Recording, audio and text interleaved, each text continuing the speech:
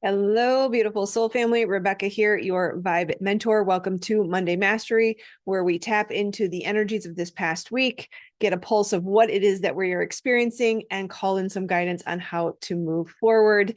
We do take just a moment to cover some of the solar weather or the astrology, and then we jump into a timeless message. So whenever you find this, it is perfectly divinely timed for you. Welcome, welcome, welcome to the new year. Happy New Year. Happy 2025. I don't know about you, but I'm excited. I have had a long felt sense that 25, 26 is going to be the culmination point, the tipping point where we step into a new energy. And so I'm so excited to finally be here. Solar weather was a little bit fun this week, not too crazy, but still, I think a welcome change, a welcome influx of energy, if you will. As you know, if you watched last week, we started off the week with a couple of X-class solar flares, 2 on Monday and 1 on Sunday last week. And then now we're also starting this week with a fair amount of solar weather. We had 3 X-class solar flares in the matter of about 36 hours, Friday into Saturday. We also had a geomagnetic storm Tuesday into Wednesday that peaked at a KP8 from the result of those X-class solar flares last weekend. So that then, of course, would suggest that we're going to experience something similar. It doesn't always happen that we get a geostorm following large M or X-class solar flares, but sometimes we do. And so, like I said, we had that kind of difficult, heavy, dense energy since November. And these X-class solar flares, especially the ones over on Friday and Saturday, they felt like they were reinvigorating or bringing new life or reviving or enlivening the energy. So it definitely was welcome in my world. Not everyone experiences them the same.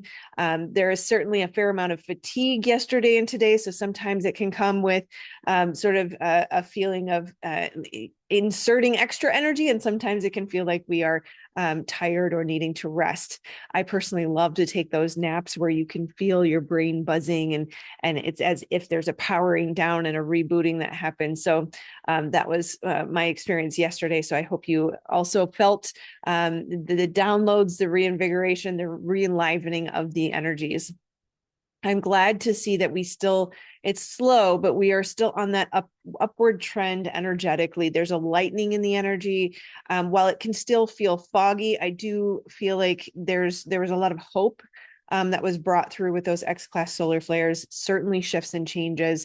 I also find it very interesting too that there's been that collective fog. There's a lot of fog across the world, and it's as if this energy is helping pull us out of that collective fog. So we're still, I do believe, experiencing a bit of that last gasp, if I could say that properly, last gasp of this darker energy that was coming in through November and December.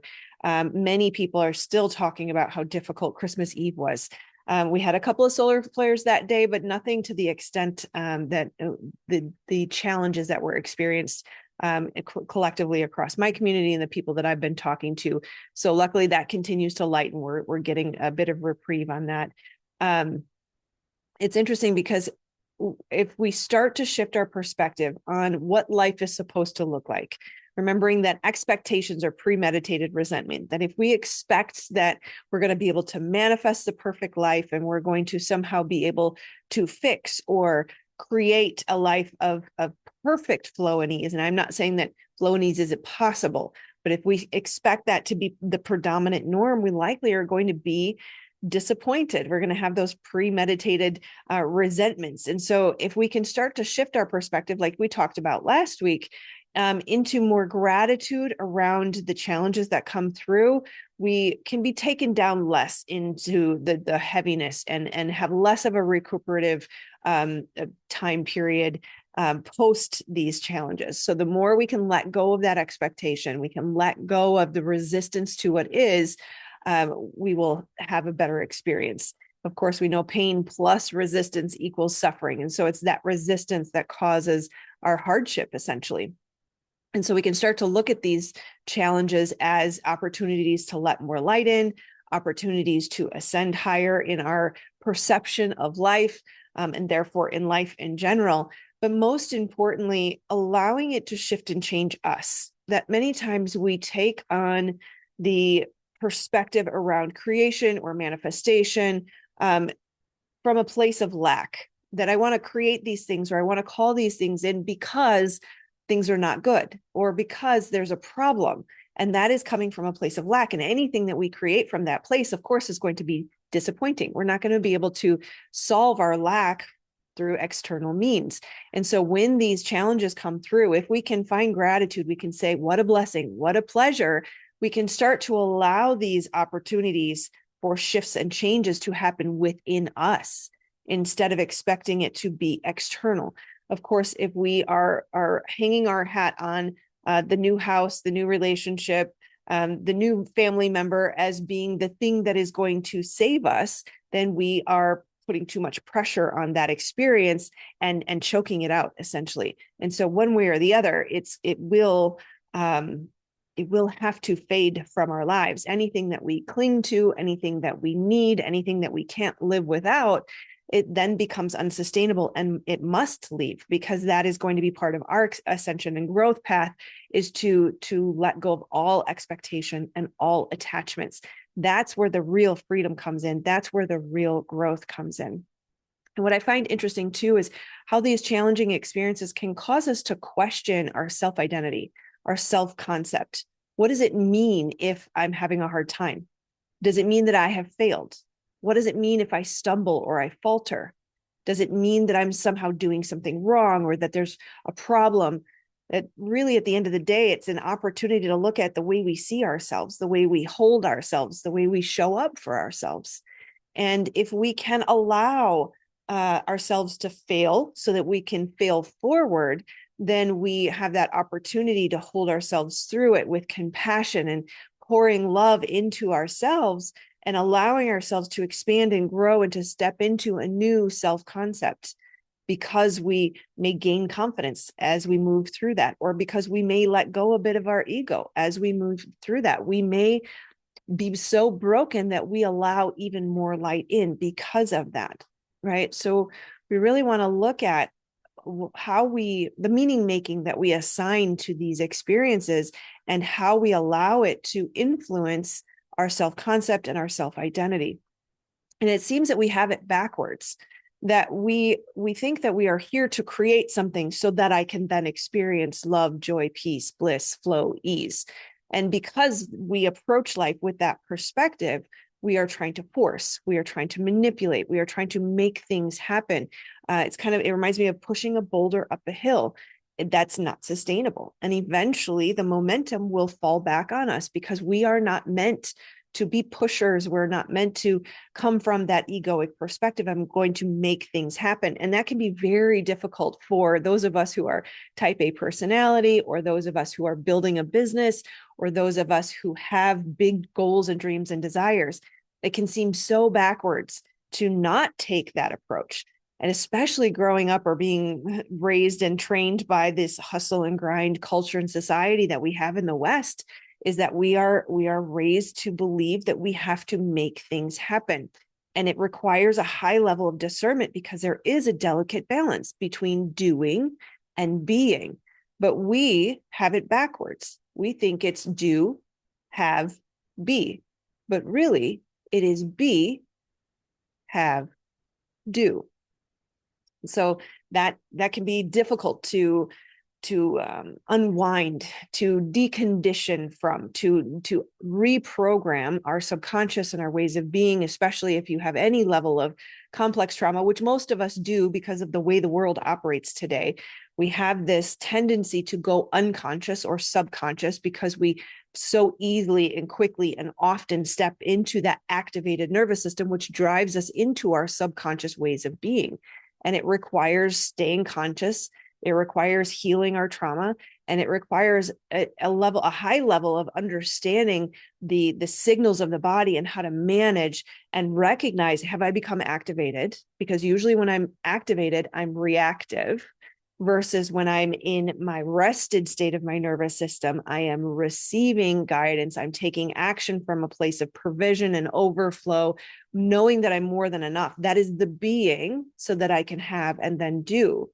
And so, yes, the discernment is required. When do we step into action? And again, it comes back to understanding the nervous system and making sure that we are coming from that right place. not a reactive place, not a triggered place, not a hustle and grind or a place of lack, but from that place of overflow, knowing that you can have everything that you desire in this exact moment. That we have this, again, perspective that I have to have all these external things to feel enough, to feel safe, to feel okay, to feel peace, to feel love, to feel connection, to feel wealthy, right? Depending on how you define wealthy. And I say that kind of funny as if I was mocking a little bit, because we seem to think that when I achieve or accomplish or I have these things, then I am wealthy. But if you ask someone who has a lot of money, they say, what does a rich life look like? What does it mean to be wealthy? It is freedom. It's time expansion. It's love and connection. It's the ability to move through life the way you choose to. And that's very different than tangible things. Those are connecting to feelings, to feel free inside of me, to feel okay, to feel safe, to feel loved. Those are all states of being that we can access in this moment now. And so these opportunities of what we've just been through and what we're coming out of, it gives us the gift of diving so far back into the shadow that we can see the contrast of how far we are from the place we want to be, and then yet recognizing that the thing that we're clinging to is not capable of either bringing or sustaining the state of being that we seek, that we can achieve in this moment without all of the external things. And in fact, we cannot have the external things often until we achieve the internal state of being. You don't manifest what you want. You don't manifest what you desire. You manifest what you think you deserve, which is coming from a place of who you think you are. It, again, always comes back to that state of being. From a neuroscience perspective, we know that the brain has to match in chemistry the images that we feed it, right? So we talk about the cycle of manifestation. We have a belief, which then leads to a thought, which then leads to an emotion, which is a sensation in the body, which then becomes the way you feel. Feelings and emotions are separate. That's a topic for another day. But essentially that emotion, that feeling, that sensation in your body, I'm conflating the topics, bear with me, becomes your frequency and your vibration. That is how you operate. That is how you move through life. That is the way you internally think about yourself and therefore other people and therefore life then becomes what you are a match to and what you attract and what you receive. Magnets not only are drawn to each other, but they can also be repulsed. They can repulse each other. They can push each other away. So if we're not a match to the thing that we desire, if we don't have the thing we desire, we are not a match to the thing we desire. And therefore, that means we are pushing it away. And so if the brain is matching in chemistry, right? So what that means is essentially if I have a thought, if I say, oh, that dog is a threat, then the brain goes, oh, threat. It has to match in chemistry the thought that I just had. And so that means cortisol, that means adrenaline, that means fight or flight, that means activated nervous system, that means in the inflammation of the fear centers of the body and therefore more perceived threat, and that will perpetuate that energy. And so how can we become a match to freedom and joy and peace and love and connection if we're living in that hyper-vigilant, highly activated state of our body that is constantly perceiving threat? We can't. And so that's the gift of these moments of fear or trauma or shadow work or stress or triggers or the undesirable situations. This is why we say, what a blessing, what a pleasure, because it is the gift that helps us see where we are not free, where there is still more healing, so that we can work on the being, we can work on the belief, we can work on the internal environment, the thought habits, and become that person who says there are no problems. Everything is in perfect divine order with certainty beyond logic, even if it doesn't look good right now, right? Remembering that that is what shapes your self-concept, right? Am I safe? What do I need to be safe? Who do I need to be to know that I am safe? And catching those thoughts. If there's ever been a priority you've ever elevated to highest level position in your life, let it be the internal thought environment. And yeah, people will say your thoughts create your reality, and they do, but that's a very extended pipeline from thought to creation. There's so much more to it. all of which will fall in line if you just manage the way you think about yourself, about your life, about people, right? So remember that anything that you are in resistance to is going to cause you suffering. If you have any types of thoughts around, it shouldn't be that way, it needs to change, I shouldn't, right? How dare I, or I failed, or there's something wrong with me or someone else, or the life that I live, or the world that we live in, those are all resistance to what is. And that means that we are not trusting the process or the path that the divine has laid out for us. Also remembering that resistance is pointing to expectations, which, as we said, is premeditated resentment. So you are guaranteed to be let down or frustrated. High highs, big resistance lead to low lows, right? Remember, balance allows us to stay neutral and to stay in safety and to stay in certainty beyond logic that everything is in perfect divine order. It allows us to detach and step into not just the observer or the witnesser, but the compassionate witness. There's nothing more healing in my trauma healing sessions than the compassionate witness who validates and says, I understand, I see you. Maybe it sucks. That's okay, right? What a pleasure. What a gift. Allow it to flow and move through. Notice when you're resisting something, you're controlling, you're trying to manipulate. That's ego-based consciousness. You're trying to make things happen. You are trying to do God's job, and you are guaranteed to fail. It's a question of now or later when you hit the fatigue, right? So trust. Surrender requires a very high level of trust that everything is in perfect divine order, exactly as God, source, creator intended it.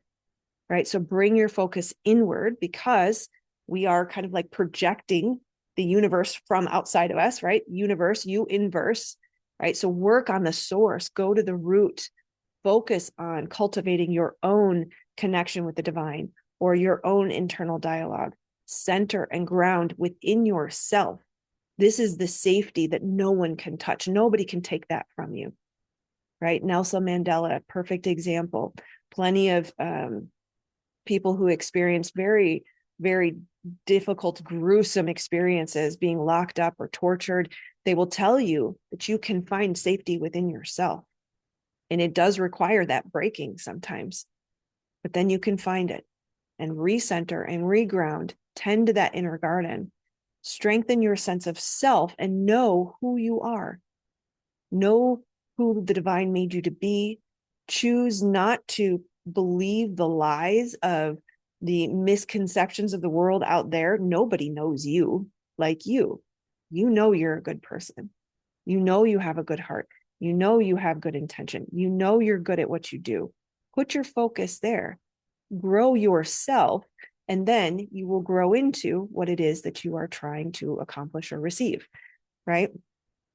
It is our ability to stand in ourselves and to know ourselves and to be our own inner cheerleader and to insist on the goodness of humanity and the goodness of our own selves that allows us to step into that higher state of being. The more we judge others, that means we're judging ourselves. The more we criticize others, that means we're criticizing ourselves.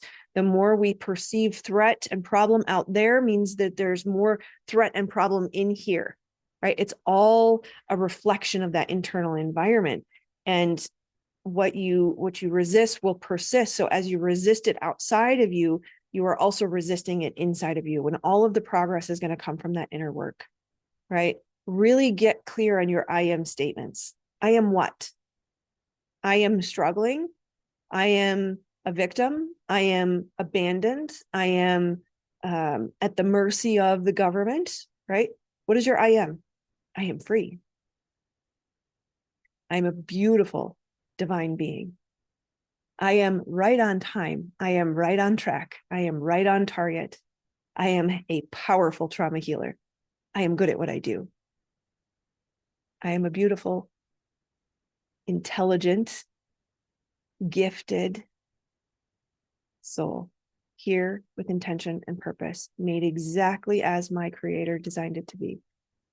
Right on target, right on track, right? Allow yourself to focus on purifying your mental body and therefore your emotional body, which therefore will lead to your frequency and vibration, then your physical environment. right? So to repeat that, clarify and purify all of the bodies physically. Detoxing and physical purification will also help support the mental purification, the emotional purification, and then, of course, purify what is being attracted to you. So prioritize that internal environment.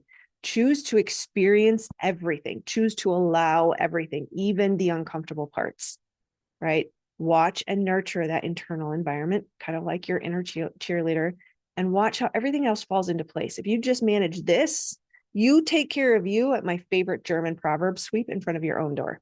If you are worried about everybody else and you are spying on people and you are gossiping, you are not going to get anywhere. You will be in a cycle, maybe even a crazy 8 cycle that looks a little bit like progress, but you will always come back to right where you started until you start to work on yourself.